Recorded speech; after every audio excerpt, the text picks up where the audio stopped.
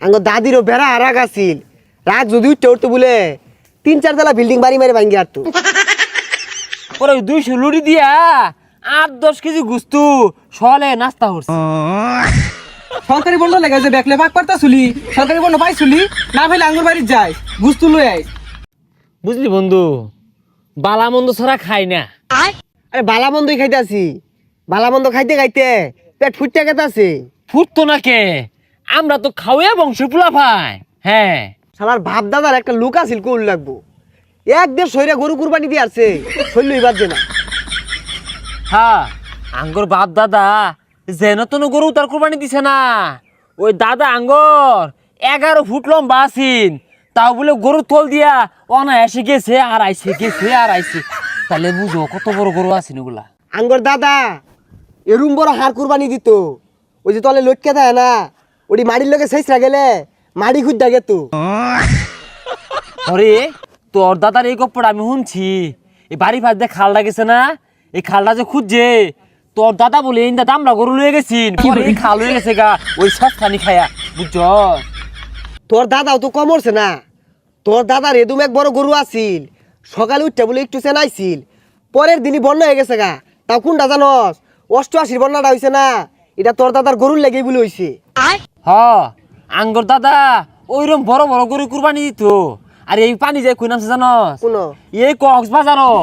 আমি গতবার কক্সবাজার গেলাম না, যা ডুব মারছি, খালি গরুর সেনা লান লাগে নুনটা নুনটা। পরে কটলা ইউজ করলাম এই কক্সবাজার পানিরে কইতে কই এক লোকে গরু কুরবানি দিবা আনছিন, সেনাই দিছিন ওই পানি বলে 90%। শালার একটা লোক আছিল গোল লাগবো, তোর দাদা নেই 11 ফুট আছিল, আরো হানার মানুষ 5 ফুটই হয় না। আসলে একটা দিনই গেছে, কি বড় বড় গরু কুরবানি দিছে, তাও অত কথা বাতা আসিন না। আর ও হনার যুগে পুল্লা ফুল্লা গরু কিনে রায় ফেসবুকে ডিজে গান দিয়ে স্টোরি মারে। আর শালারা ভেড়া খাওয়াই আছিল, এর লিগে হন অবাক। এ হে তুই তো ঠিকই কইছস। আঙ্গর দাদি একদিন 20 কেজি চালে ভাত রাঁধছে, এটা দেখা আঙ্গর দাদা দাদির যে কি মাইট দেয় দিল। 20 কেজি চালে ভাত তো 100 দেয় হইতো না, আর কি রানলি 1 মনে রানলি নাকি? তোর দাদা যে এত খাওয়াই আছিল, এত সব তোর দাদি রান তো কি আমাদের রান তো আবার কি এর মধ্যে? আঙ্গর দাদার ইয়া বড় এক কুয়ার পার আছিন, এই কুয়ার মধ্যে রান তো আর 6 মাস পর খালি লড়াই পারতো। আঙ্গ দাদিরও বেড়া আর রাগ আছিল, রাগ যদি উঠতে উঠতে বলে 3-4 তলা বিল্ডিং বাড়ি মারে ভাঙ্গি আর তো। এ হে তার মানে তোর দাদার আগে বিল্ডিং আছিন না? আচ্ছা এগুলা কথা বাদ দে, এগুলা কইলে 6 মাসেও শেষ হইতো না। শেষ হইতো না। আচ্ছা সকালে কতটি খাই মারিছিস গুস্তু? আর কি এর কত্তরি 15-20 কেজি গুস্ত একবারে রানছে বুঝলি নাকি মন? আর পোলাও গুস্তু বাইরে আমাদের গৈর ভাত আছে, পোলাও দিয়ে আর মন ধরে না। পরে ওই 200 লুড়ি দিয়া 8-10 কেজি গুস্তু সলে নাস্তা করছি। এ তোরা ইনো কি হর সরকারি বন্ধ লেগে যে দেখলে পাক পারতা চুলি সরকারি বন্ধ পাইছুলি না ভাইলে আঙ্গুর বাড়ি যাই গুস্তু লই আই।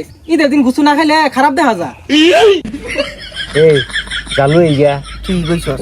কুরবানিটা আমাদের আত্মাটা আমাদের একটু গুস্তু করতেছে না, আর বাপ দাদারা যে কুরবানি দিত যা কি আর করার। আর থহালে বাপ বেজার কথা অগর কথা কইলে সারাদিনে শেষ হইতো না। কি বড় বড় গরু কুরবানি দিত, ই হাড়া ডুবা বলে এবারে মহিলাই দিত, যা পাও 3টা লইয়া খাই। ওইটা বাদ দে, যা আত্মা আমাদের জ্বালা দিই গা।